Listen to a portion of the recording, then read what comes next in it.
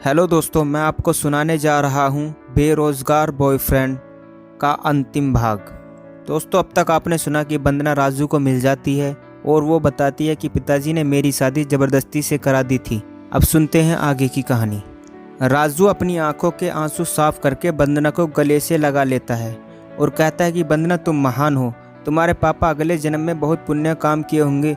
तुम जैसी बेटी को पाकर तुम्हारे पिता खुद पर गर्व महसूस करेंगे। राजू: वंदना, मैंने तुम्हें गलत समझा था। मैंने समझा तुमने मुझे धोखा देकर किसी और लड़के से अपनी मर्जी से शादी की है। मुझे माफ़ कर दो वंदना। तुमने अपने पिता के फैसले का मान रखकर बेटी होने का फ़र्ज निभाया है। वंदना के चेहरे पर खुशी के आंसू गिरने लगते हैं।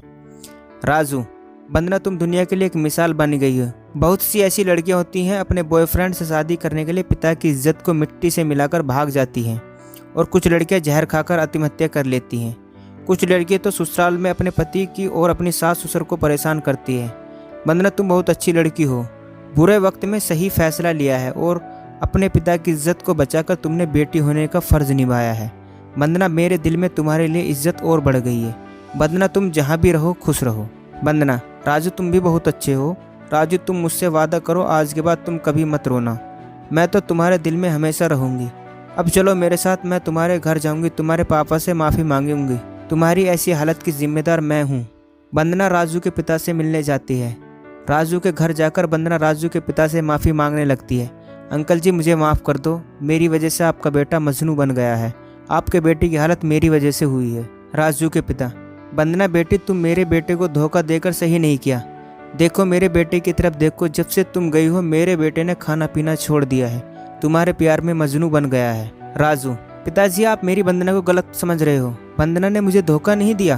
वंदना ने अपने पिता के फैसले का मान रखकर बेटी होने का फ़र्ज निभाया है। मुझे वंदना पर गर्व है। राजू के पिताजी के चेहरे पर खुशी के आंसू थे। वंदना राजू से कहती है, राजू, तुमने बहुत दिनों से कुछ खाया नहीं है। मैं तुम्हें अपने हाथों से खाना खिलाऊंगी। राजू के पिता खाना लाकर वंदना को देते हैं। वंदना राजू को अपने हाथों से खाना खिलाती है।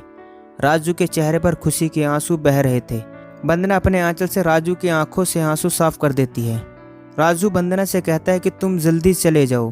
तुम्हारा पति तुम्हें मेरे साथ देखकर शक करेगा। वंदना रोने लगती है और राजू से कहती है, राजू, मैं बहुत बड़ी मुसीबत में हूँ।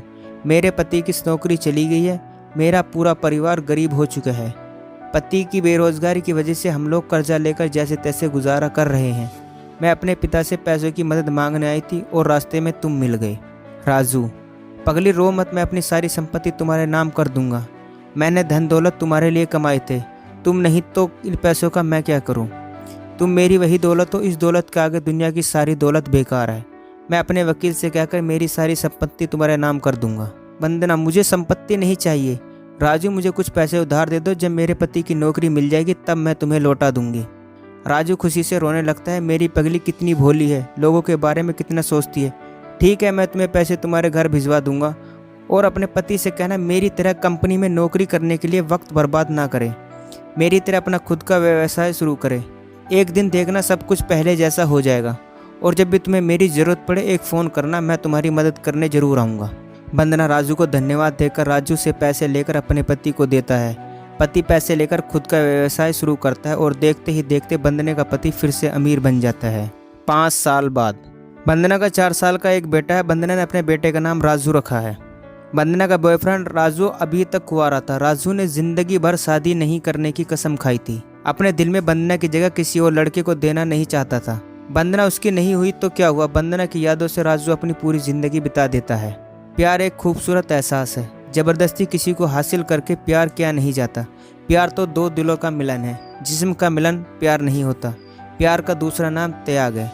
वंदना ने राजू का त्याग करके बेटी होने का फ़र्ज निभाया है। राजू ने सारी उम्र शादी न करके अपने सच्चे प्यार को साबित किया है। वंदना के पिता की भी कोई गलती नहीं है। दुनिया का कोई भी पिता ये नहीं चाहेगा कि अपनी बेटी को एक बेरोजगार के हवाले कर दे। सब लोग अपनी जगह सही है। प्यार तो दो आत्मा का मिलन है। वंदना और राजू कभी एक ना हो सके, पर उन दोनों के दिल एक दूसरे के पास थे। दोस्तों, ये था बेरोजगार बॉयफ्रेंड अंतिम भाग। दोस्तों, बस इतनी सी थी ये कहानी। दोस्तों, कहानी अच्छी लगी हो तो चैनल को सब्सक्राइब करना ना